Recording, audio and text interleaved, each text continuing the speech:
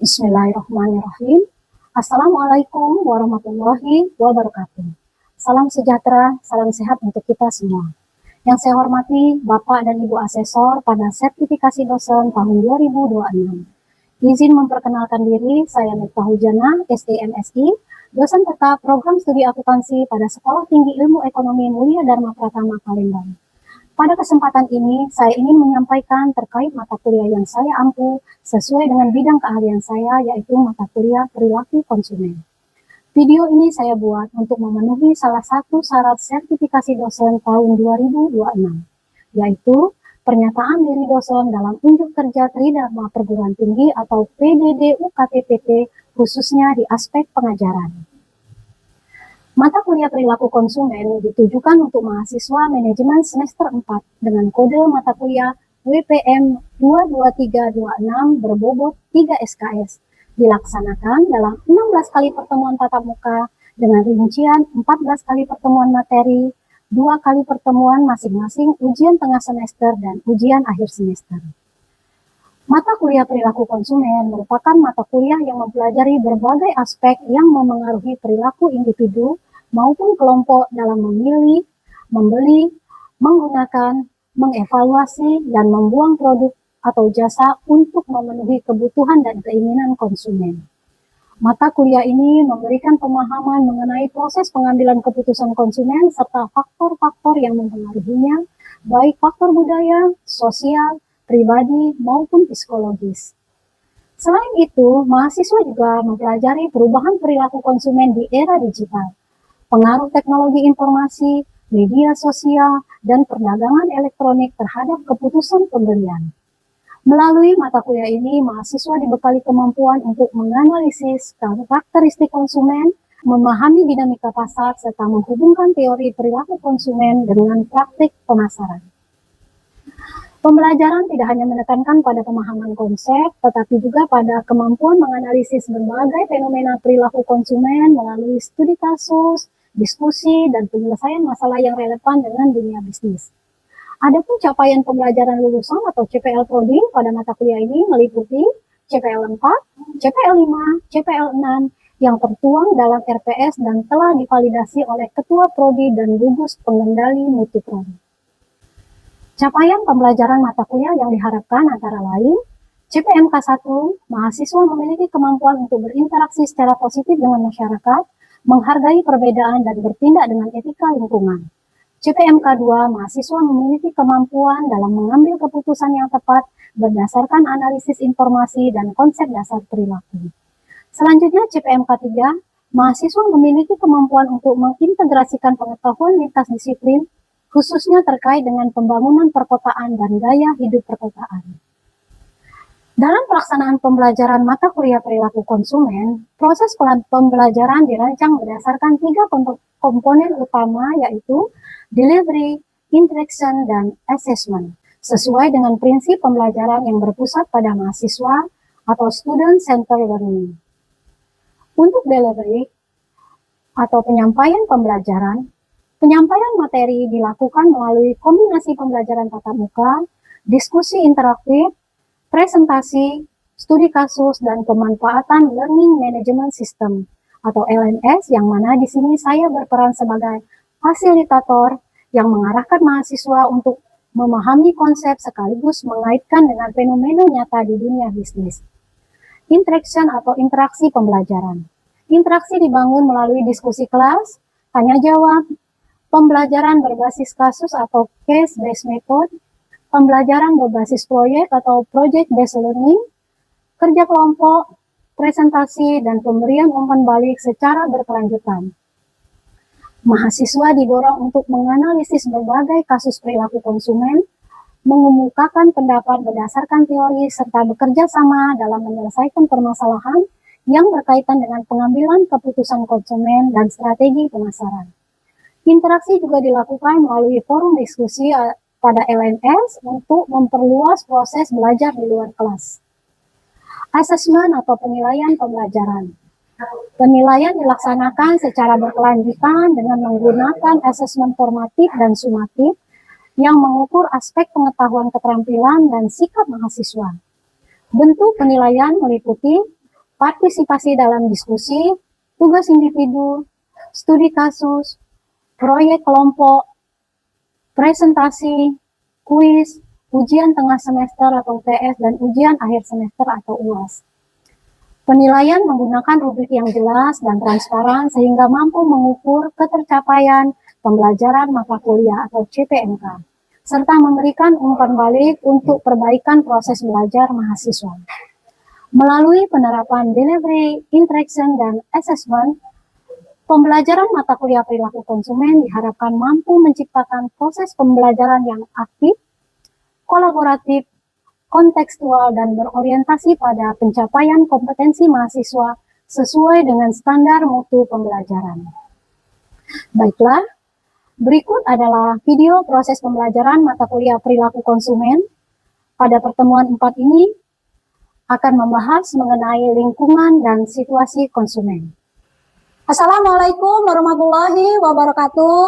Waalaikumsalam warahmatullahi wabarakatuh. Apa kabar semuanya? Sehat? Hari ini adalah pertemuan kita yang keempat, mata kuliah perilaku konsumen. Materinya tentang situasi dan lingkungan konsumen. Sabtu lalu kita sudah membahas tentang pembagian kelompok. Kita Sabtu depan diskusi ya. Jadi materinya silakan kalian cari. Permasalahan yang sedang terjadi sekarang tentang perilaku konsumen apa saja. Carilah kasus yang menarik sehingga diskusinya menarik dan bisa dibahas bersama-sama dengan lebih bagus antara kalian dengan teman-teman ya. Sebelum perkuliahannya kita mulai, ada baiknya kita berdoa menurut agama dan kepercayaan kita masing-masing. Berdoa mulai.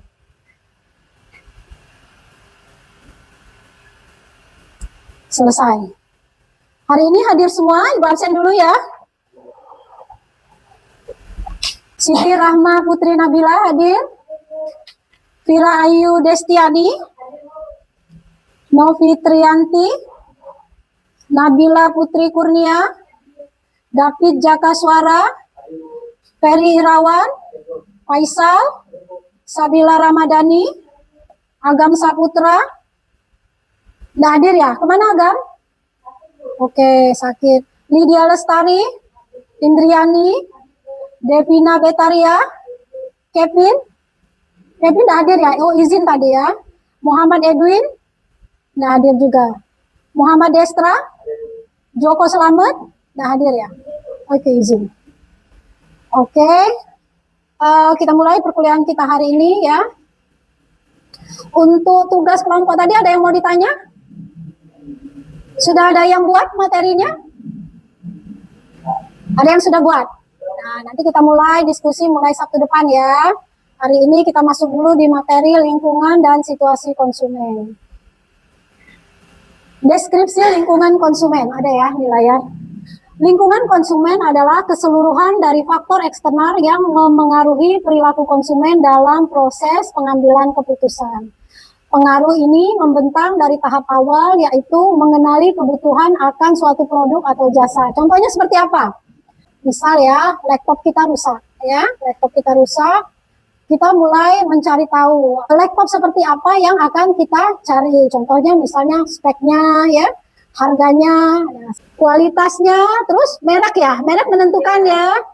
Merek, oke. Setelah kita mengenali kebutuhan kita butuh laptop, terus kita mencari informasi tentang laptop itu, lalu kita melakukan proses pembelian ya. Jadi pengaruh dari tahap awal tadi, mengenali, mencari informasi, mengevaluasi alternatif.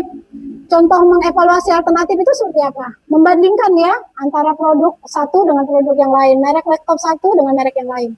Lalu kita melakukan proses pembelian hingga evaluasi dan perilaku pasca pembelian. Nah, saat kita melakukan evaluasi setelah kita melakukan pembelian, apa yang kita rasakan? Perilaku pasca pembelian itu contohnya seperti apa? Saat kalian membeli laptop dengan spek yang kalian butuhkan, apa yang kalian rasakan?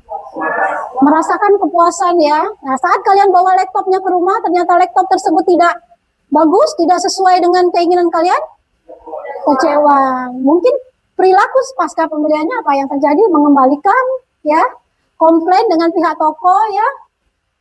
Apalagi misalnya tidak mau beli di toko itu lagi, misalnya seperti itu ya. Itu termasuk dari Ya, evaluasi perilaku pasca pembelian. Lanjut, identifikasi lingkungan. Lingkungan sosial meliputi interaksi langsung seperti keluarga, tadi sudah disebutkan ya. Pengaruh teman sebaya seperti kalian ya, teman kuliah itu teman sebaya atau peer group, dan status sosial yang disandang konsumen. Jadi kalau kita punya status sosial, seperti apa misalnya status sosial kita? Pengusaha misalnya ya, pejabat, itu mempengaruhi kita dalam melakukan perilaku konsumen ya. Lalu selanjutnya lingkungan budaya mencakup nilai-nilai dasar norma yang berlaku, adat istiadat, serta kepercayaan yang diwariskan oleh generasi ke generasi. Lalu ada lagi lingkungan ekonomi terkait dengan kondisi finansial seperti tingkat pendapatan, penetapan harga produk, inflasi, dan daya beli masyarakat. Ya. Identifikasi lingkungan teknologi. Perkembangan teknologi mengubah cara konsumen berinteraksi dengan merek. Hal ini meliputi perkembangan platform digital dan e-commerce. Pengaruh dominan media sosial. Kemudahan akses informasi produk secara instan. Nah, menurut pendapat kalian ya, perkembangan platform digital dan e-commerce ini berpengaruh bagaimana dalam kalian melakukan perilaku konsumen? Pembelian produk misalnya, pembelian makanan misalnya, mempengaruhi kalian tidak perkembangan platform digital ini? Coba, siapa yang mau jawab? Mempermudah, aksesnya sangat mudah, dan kita dimudahkan lagi dalam pembayaran ya, dan kita tidak direpotkan untuk keluar rumah misalnya, tidak antri ya, tidak capek-capek harus mencoba dulu makanan ini enak atau tidak. Kita tahu dari mana coba kalau makanan itu enak atau tidak kalau kita membeli? Rating ya. Nah, jadi kita udah tahu tuh kalau bintangnya banyak atau pembeliannya terbanyak, nah kita tidak tahu itu artinya produknya enak atau bagus ya. Oke, selanjutnya lingkungan situasional. Kondisi sesaat yang berdampak pada tindakan konsumen. Jadi apa yang terjadi saat waktu liburan ini? Biasanya dampaknya terhadap lingkungan situasional apa nak? Rame ya, ramenya di mana? Oh, di tempat hiburan ya. Di mana lagi? Rame di mall. Apalagi yang biasanya tempat rekreasi. Oh, hotel-hotel tiba-tiba penuh ya. Terus apalagi? Mudah nggak kalian dalam mencari tiket penerbangan? Penuh nggak? Tiba-tiba jadwal itu susah dicari ya. Coba, menurut kalian begitu atau tidak? Kalau pada musim liburan ya, hotel yang penuh misalnya, tiket pesawat yang harganya mahal atau naik ya. Tempat dan tata letak toko atau kenyamanan lokasi. Contoh, kalian tuh mau jalan-jalan ke mall misalnya ya, tidak ada niat untuk membeli produk itu, tapi karena tokonya nyaman, bersih, dingin, tata letaknya yang ya pelayan yang ramah dan lain sebagainya, menyebabkan kalian melakukan pembelian ya itu. Jadi itu masuk di lingkungan situasional. Lalu suasana ya, pernah nggak kalian masuk di resto, rumah makan misalnya, musiknya yang enak, nggak berisik ya. Kalau kita masuk rumah makan, musiknya udah berisik ya, kita udah ilfil duluan untuk masuk ya, karena terlalu berisik misalnya ya. Aromanya yang tidak nyaman ya, atau pencahayaan tokonya yang redup ya, rumah makannya yang redup membuat kita tidak nyaman ya untuk masuk di situ. Oke, kita lanjut. Dampak terhadap konsumen. Dampak lingkungan. Lingkungan membentuk cara konsumen melihat dan menilai suatu produk. Contoh, rekomendasi teman atau ulasan positif membuat produk terlihat jauh lebih terpercaya. Adakah kalian yang mempunyai pengalaman membeli produk atas rekomendasi teman? Apa? Contoh, siapa yang mau beri contoh satu? Beli produk apa contohnya? Skincare ya, untuk kita yang perempuan ini mudah sekali terpengaruh teman, kita lihat skincare yang dia pakai bagus ya, akhirnya kita terpengaruh untuk membeli, padahal belum tentu skincare itu, produk itu cocok untuk kita pakai ya. Nah, atau dari ulasan positif dari produk itu ya, kalau kita selaraskan dengan keadaan sekarang, kita berada di dunia digital, teknologi digital, pembelian melalui media online dan lain sebagainya, kita melihat dari ulasan positif sebuah produk terlihat jadi lebih terpercaya ya, karena ulasannya yang positif. Lanjut, selanjutnya motivasi. Kebutuhan dan keinginan seringkali muncul bukan dari dalam, melainkan dorongan lingkungan. Contoh, tren viral di media sosial memicu motivasi untuk ikut membeli. Apa yang viral menurut kalian? Di media sosial akhirnya kalian termotivasi untuk ikut membeli. Es krim apa? Oh, momo. Yang lain ada?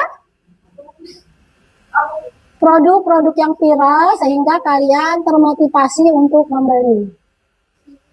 Apa? Mochi, makanan. Selain itu, kopi-kopi ya, matcha ya. Oke.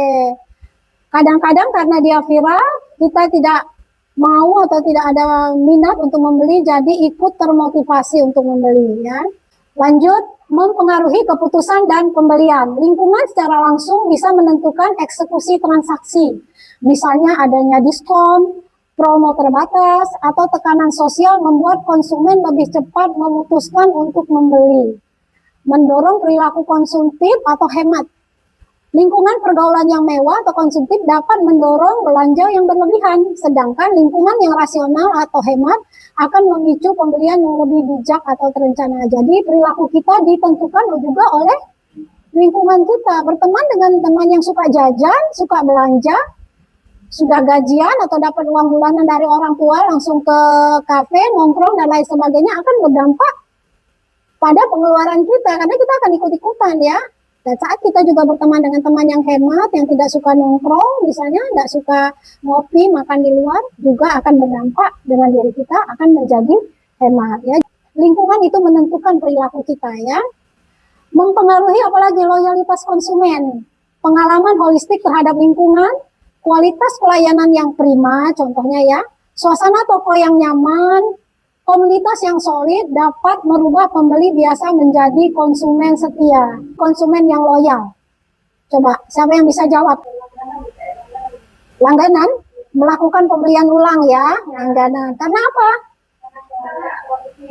Karena kualitas produk yang baik, karena konsumen merasa apa? Puas ya, senang atas produk yang dia beli, hingga dia membeli ulang produk tersebut dan merekomendasikan produk itu kepada orang lain ya. Oke, lanjut. Situasi konsumen adalah kondisi atau keadaan tertentu yang dihadapi konsumen pada saat melakukan aktivitas konsumsi. Situasi ini dapat memengaruhi keputusan pembelian meskipun faktor ini sama sekali tidak berasal dari karakteristik pribadi konsumen tersebut atau kualitas dari produk itu sendiri. Secara sederhana, situasi faktor sementara yang mempengaruhi keputusan konsumen itu. Situasi konsumen seperti apa? Kondisi temporer. Temporer ini apa? Oke, sementara. Kondisi sementara yang seperti apa yang mempengaruhi konsumen?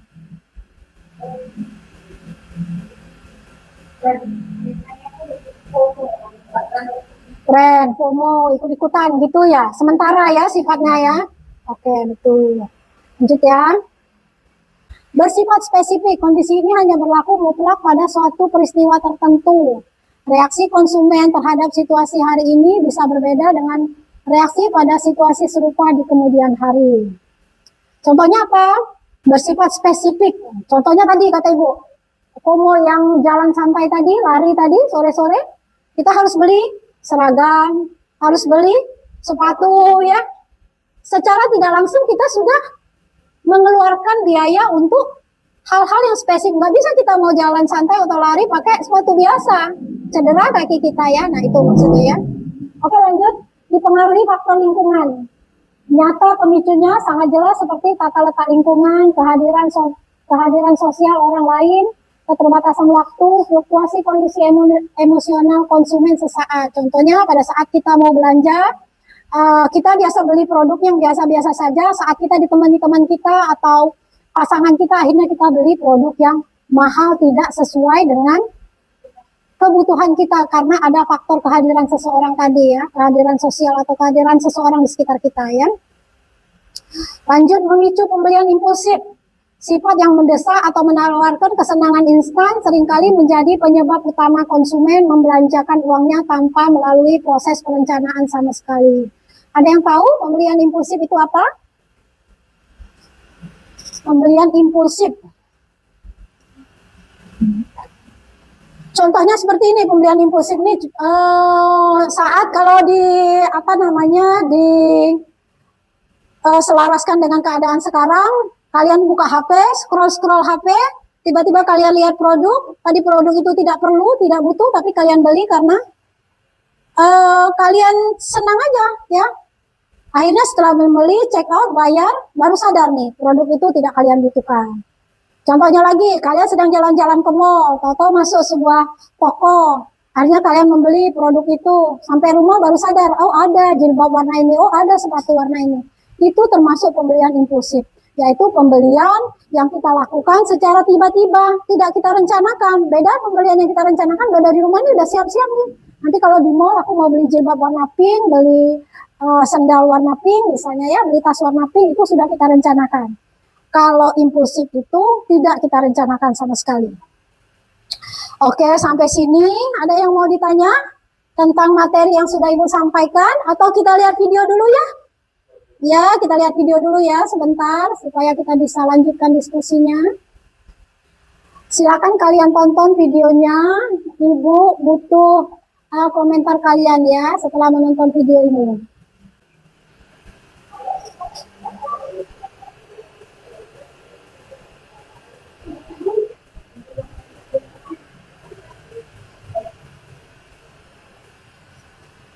Ibu sambil minum boleh ya?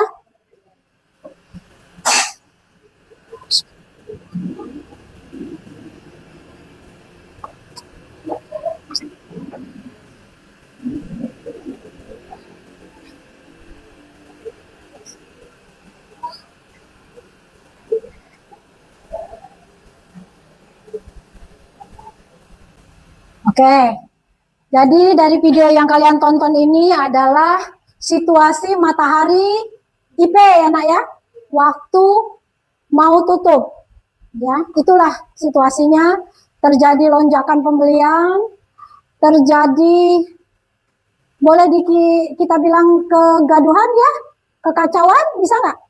Kekacauan ya beritanya, boleh kita katakan terjadi kekacauan saat terdengar kabar matahari IP mau tutup, rame-rame orang-orang ini berbondong-bondong, entah betul mau membeli, tapi memang banyak yang membeli, memborong dan lain sebagainya. Nah, menurut pendapat kalian, siapa yang mau mengeluarkan pendapatnya? Fenomena apa ini seperti ini? Apakah orang-orang yang datang ke matahari ini memang membutuhkan produk itu? Apakah mereka cuma ikut-ikutan? Atau mereka terpengaruh oleh diskon besar-besaran yang katanya sampai 50% ya, 75%? Kalian ada di sana waktu ini? Ada, oke. Nah, menurut pendapat kalian fenomena apa ini? Siapa yang mau jawab, Sira?